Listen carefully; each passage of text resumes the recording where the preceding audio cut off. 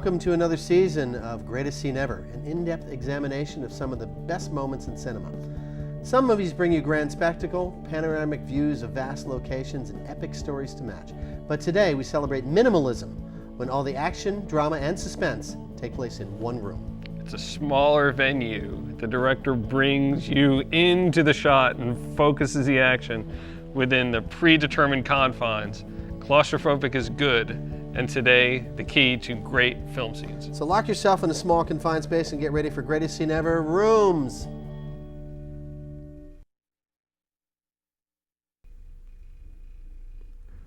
What if you had... Hi, how are you? What if you had to live your life inside a box, a small confined space? You feel boxed in? Can't get out? Well, I can. I've broken out to bring you another season of Greatest Scene Ever. I'm Greg and he's Paul. And today we're going to take a look at films limited to one room. First up is a film that I think best exemplifies why a director would take on the challenge of limiting a film to just one small location. Yep, the 1957 classic 12 Angry Men is still relevant today, especially in terms of how it confronts issues like bigotry, bias, and blame. But it's how the camera brings us so close to these characters, how we really feel their pain, that makes 12 Angry Men so special. Let's take a look. Oh, boy, look at that rain.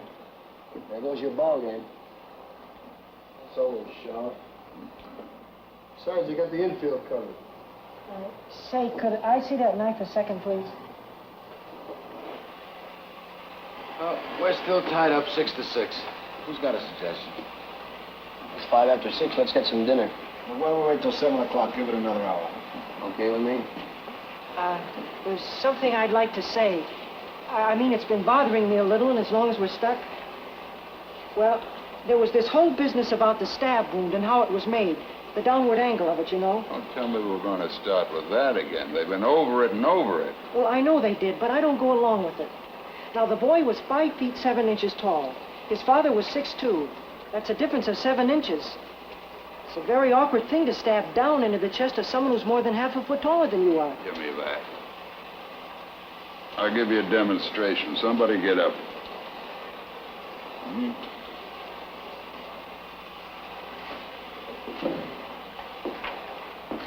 I want you to watch this because I don't want to have to do it again. I'll make myself about 6 or 7 inches shorter, okay? It's about right, maybe a little more. Okay, a little more.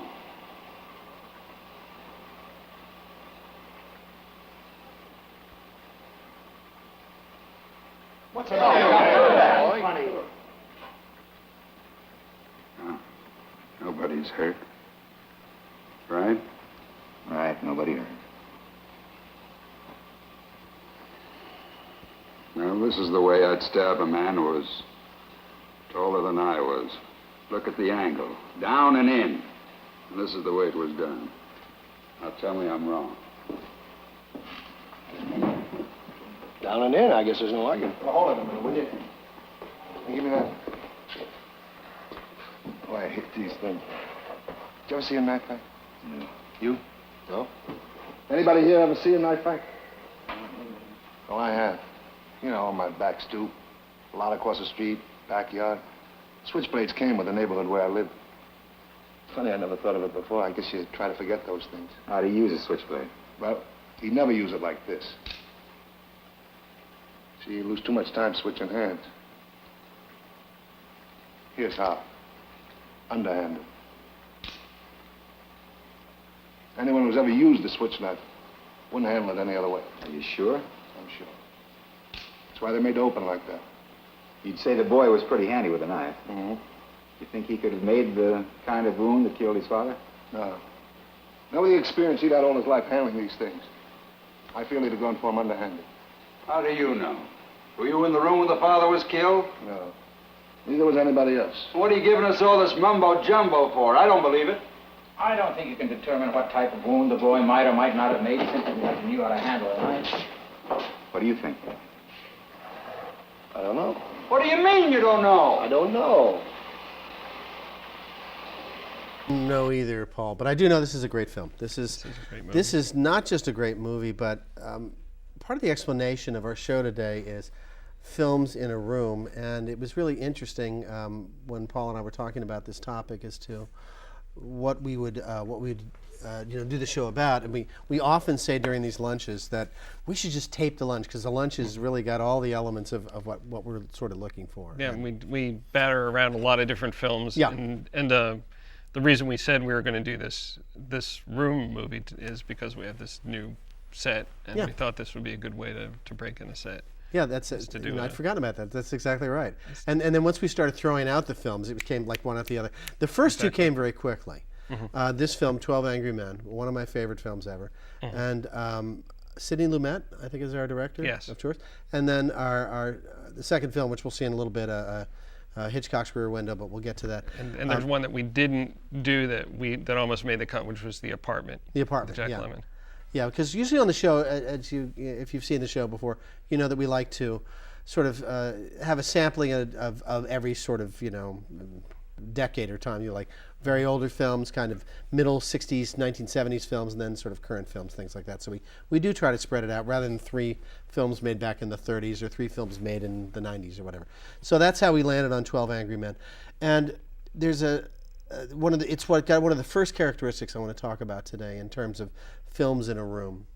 And that has to do with taking a play, which is on a stage, which is a fairly, big affair that you then narrow down to one room. And actually, if you're in the theater and you're watching a stage play, excuse me, you actually have a much bigger, a bigger venue. And for a director to shrink that down to the tiny screen is quite challenging. And not every play lends itself to filmmaking. In fact, there are some plays, quite a few plays that have been made into films, but they take out the staging of it altogether. It's made into a much bigger thing. But here's a stage play that retains its smallness and its closeness. Yeah, and I think that's because of the strength of the story and the characters, and the acting can be so meaty that it doesn't need to be need to be in the the middle of the ocean or Grand Canyon, or there are other films that also do that well, like Glengarry Glen Ross, which is actually being done as a play here later this year. So, Paul, you take a film like Glengarry Glen Ross, which happens not really technically in one room. There's sort of the main room, the sales room, and then we had the bar across the street, and at one point they're in a client's home. But Glengarry really does take place mostly in that sales room, with that iconic scene with Alec Baldwin, and it takes brass balls. I mean, it's the scene that steals the whole movie. But the intensity of that room is the same kind of intensity we have here in 12 Angry Men. But we have so many more films to get to. So let's take a quick break, and Greatest Scene Ever will be right back.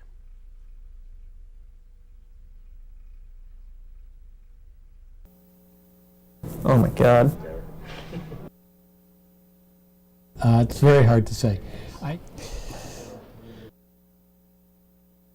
The greatest scene ever comes from Zulu, which is one of my favorite films. Just the part where he starts walking up to the door, and it's a slow, great first-person shot, and it's really, really emotional. It's just creepy. There's all sorts of dead animals behind Norman Bates. Martin Sheen's character has a very intense, personal, interior monologue. I don't think anything had taken the wind out of my lungs like that scene. It's horrifying, but at the same time electrifying and inspiring. It's enough to bring the hairs up on your spine. A great, great scene. A brilliant scene. The greatest scene.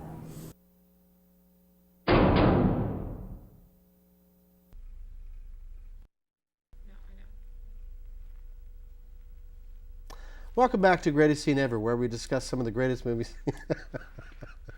Hello, welcome back to Greatest Scene Ever. We got to do that again. Let's try this again. Keep rolling, keep rolling. We can keep going. We'll Welcome back. Welcome back. Welcome back. Welcome back. Welcome back, Paul. Welcome back. Paul. Welcome back. back. It's Welcome nice back to Greatest Scene Welcome Ever. back to Greatest Scene Ever, where we discuss some of the greatest movie scenes of all time. So, let's talk about Alfred Hitchcock's 1954 film, Rear Window. You know what's really funny? Is it says Paul at the top here, and I'm reading your lines. So if we can roll the prompter, you take my lines. Okay, What's sure. it say?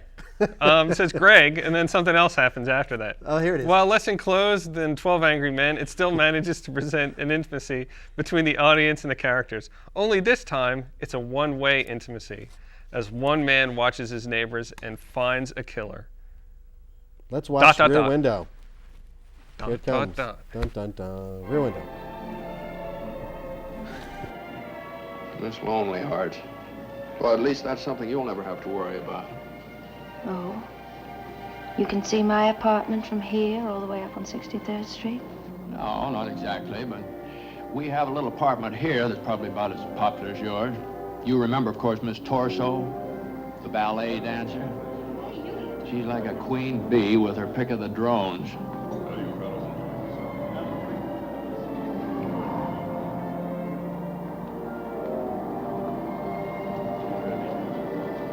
I'd say she's doing a woman's hardest job, juggling wolves.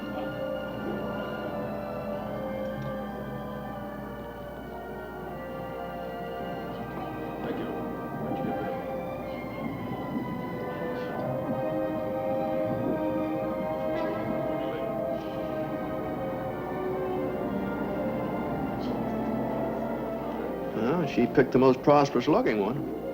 She's not in love with him, or any of them. How can you tell that from here? You said it resembled my apartment, didn't you?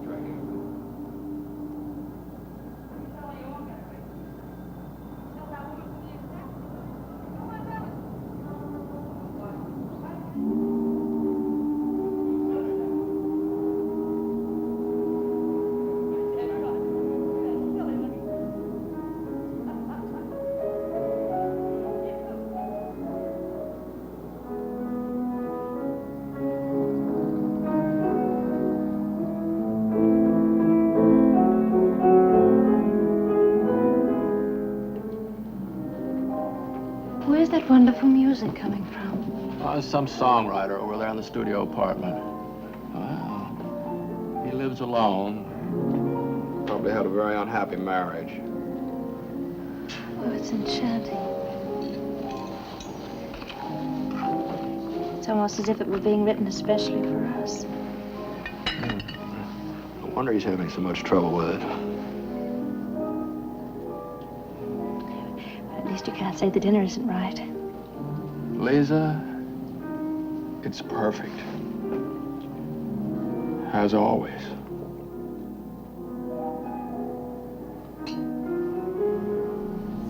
You know what's really neat about this scene, Paul, is it's a good example. Before we get into the one-room concept, if I can just go off on a little tangent for a second. At the very end, you know, she said, well, at least you can't complain about the dinner, she says. And he says, Lisa, it's perfect, as always. You know, it's a really sarcastic thing to say to someone who's, you know, made you this, not just a dinner, but this lobster dinner, this perfect dinner. There was an element of conflict between the two main characters in the script and in the concept for the movie and in the script, where, you know, he won't quite marry her, he won't commit, and he's traveling around the world and says, you don't want to marry me because I'll always be gone, and she says, I'll go with you. Anyway, this whole sort of thing comes up during the film, and it's kind of given short shrift, because once the movie started, it became much more fun to play with the characters and the whole sense of voyeurism. So it's a good example of what happens when you have a movie concept. and then you actually get into the filming, and the script gets changed on the spot. Yeah. And Side it's, point. if you look at these two movies and the third movie we'll talk about, that it also relates sort of to that same idea, which is the idea of feeling confined. Right. And as you know, as this photographer in this movie, he doesn't want to feel confined, and yet by the end, he realizes that I don't want to give anything away, but maybe he can find comfort, or it's not being confined. Right. It's that being in an enclosed space or being in a limited relationship is not necessarily a bad thing. Well, and that's the confining aspect of it as well. He doesn't want to be confined by the relationship. Yet he's confined by his cast and confined in this room. Another interesting point too, just a production note, is Hitchcock directed the entire film from that apartment. He didn't actually go over to the other apartments. There's a cameo, if you look carefully in the film, we saw it just then, where he's with the piano player in one of the apartments across the way. Hitchcock always, of course, had a cameo in his film. Not always, but most times, and certainly his later films, had cameos. And in this one, he's standing behind the piano player and fiddling with the clock up on the mantle. So that's his cameo. But that's the only time he's not in the main apartment. He directed all of the film from Jeff's, or I always want to call him Cary Grant, Jimmy Stewart's apartment. And Grace Kelly. So he directed it from there. And then all of the other actors at the other apartments had little earpieces in, and he said directions into a microphone to direct them. You move to your left, things like that. And one other quick thing, the interesting thing is, how much time do we have left here? Okay, just enough time. That apartment is actually on the ground floor of the set on the studio lot. It was actually a huge, one of these huge sound stages with a monstrous basement, and they cut out the floor to expose the basement. And so when we look down at the other apartments, you're actually looking down into the basement of this huge sound stage. And that set was the largest interior set ever built at that time. Yeah. I think it's since been surpassed many times, but at the time, that was the largest interior set. Just a fascinating film, and so much more to go. And just the voyeur aspect of it, where he's a photographer, and part of your job as a photographer is to be a voyeur. And he uses his long lens sometimes to spy on the people in the apartment. But it's not just a murder mystery, but it's a real social commentary on how much, how people in urban areas especially live in conjunction to each other in confined spaces. Mm-hmm. And using technology, that lens of a camera, and now we do it ourselves with iPhones. As a way to create distance between people. Exactly right. And so anyway, we've got so much more to talk about, but it's time for another break right now. So stick with us. Greatest scene ever. We'll be right back.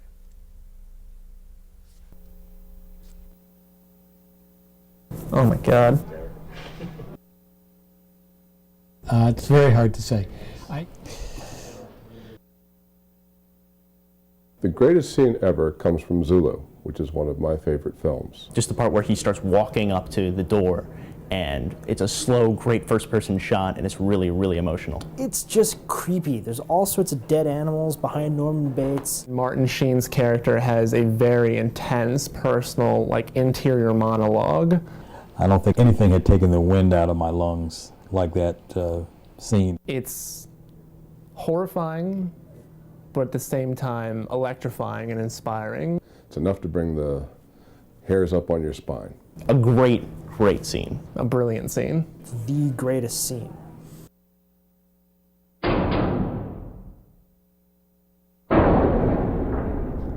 Welcome back to Greatest Scene Ever. Today we're discussing films that take place in one room, or mostly one room. Let's jump forward to The Panic Room, released in 2002.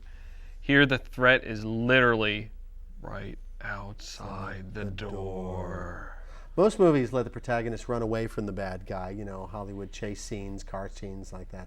But in Panic Room, the conflict is all about how you outwit your enemies when you're literally backed against the wall, when you're boxed in. So let's see how Jodie Foster and her screen daughter, we'll tell you who that is in a moment, how they get into this predicament in the first place. A scene from Panic Room.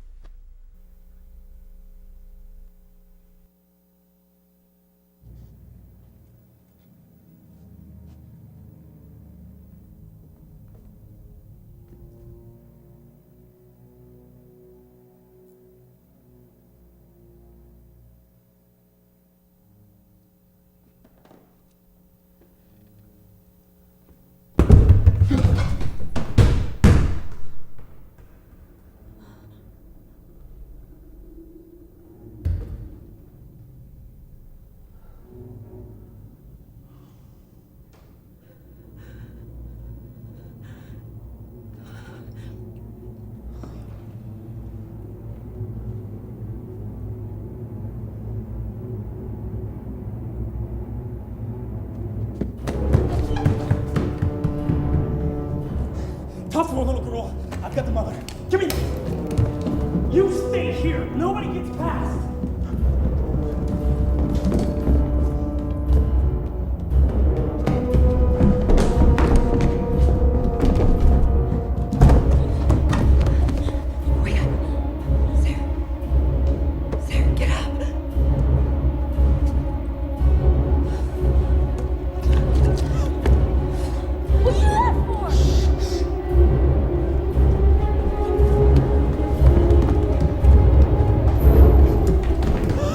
Where you going? Huh?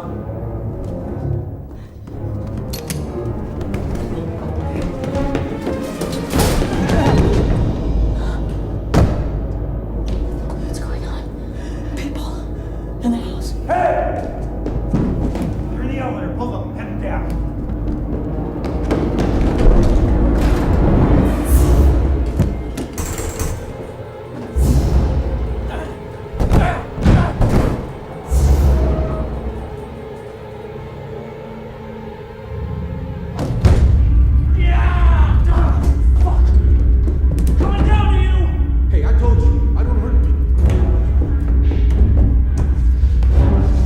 They're going downstairs.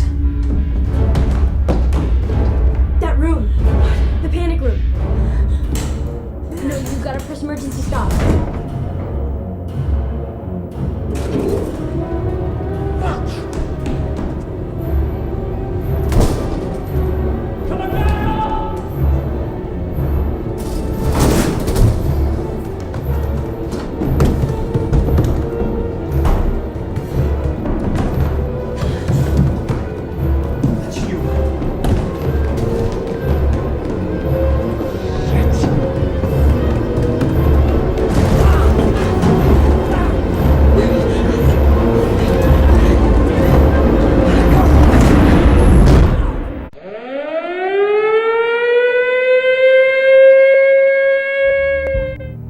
Damn it, mother...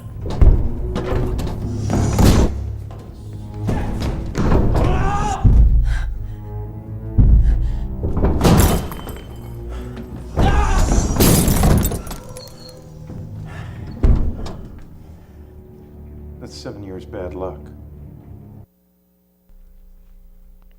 And?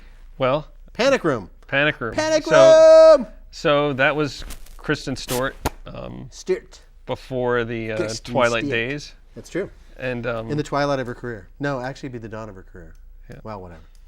But the interesting thing about all of these movies, and I think Panic Room is the clearest example of that, is how something, the room initially is a place of safety. Right. And it turns in on itself and it becomes this place where they're trapped. Becomes a prison cell. In 12 Angry Men, they're originally, when they first get in the room, they're all safe there and they can all express their ideas. And it becomes clear that Henry Fonda is the only one who's got a differing opinion. And all of a sudden, he's the one who's trapped in that room. Right. With these 11 people who don't agree with him. Right. And the same thing with Rear Window. He's watching all the apartments, and there's one scene that's very dramatic where the light's on in the apartment, and the person he's watching, Right. who he suspects of committing a crime, turns and sees him, and all of a sudden he becomes trapped in that space. Right. And the same thing is true here. Initially, they go into the panic room For safety. For safety, Right. and then very quickly it becomes apparent that it's not what they didn't get what they bargained for. Right. And there's other movies that do that. 1408 is a recent movie that does that, which is it? here somewhere. It's somewhere. And The Devil, which is a new movie which is coming out, which is that same idea. He's Yeah. actually in an elevator. The main character's in an Right, elevator. right. So, I mean, that's a common theme with rooms, that initially you're in there for some sort of reason of protection or safety, and all of a sudden it becomes clear that you're trapped, you're confined. Yeah, you're either suddenly in a place of danger or at least not a place of safety. You're trapped, like you said. And they're prison movies. When Paul and I were talking about picking the films for the clips to show for this, we ran up against a lot of other films, which arguably are kind of one-room films. I mean, you could look at a film like The Green Mile, which takes place in really two rooms, kind of the cell block and then the execution room. And yes, we go to the other house where he cures the lady and all the other stuff. But it's really kind of a room. It kind of falls in this genre a little bit here. And Shawshank Redemption, kind of the same thing because you're within the confines of the walls of the prison. Brubaker's the same way. And you mentioned Jurassic Park. Jurassic Park is when we were another talking one. Before, and Dogville, which is another movie we Yeah, talked about, another one which is here. Yeah, we brought it in. Yeah, it's this. It's the same thing. It's the same kind of sense of being trapped. And when you are trapped, in terms of a director and emotionally, you really get inside each other's lives and inside each other's heads. And that's the thing that becomes compelling about room movies, is you don't have these beautiful sort of cutaway shots of the horizon or shots of here I am in New York City and here shots of the skyline. No, everything is within that room. And it's defined very, very quickly as to what the characters can and cannot do. Yeah, and some of my favorite scenes in Panic Room specifically are there's that pipe that connects the outside world and them peering through that pipe. Yes. That really shows that claustrophobia. Right. Well, unfortunately, we're going to have to break out of this room right now and rejoin the real world because we're out of time. But we hope you've enjoyed this episode of Claustrophobic Cinema on Greatest Scene Ever and our examination of one-room films. So if you would like to know more about these movies, go to Bender Library and see them for yourself.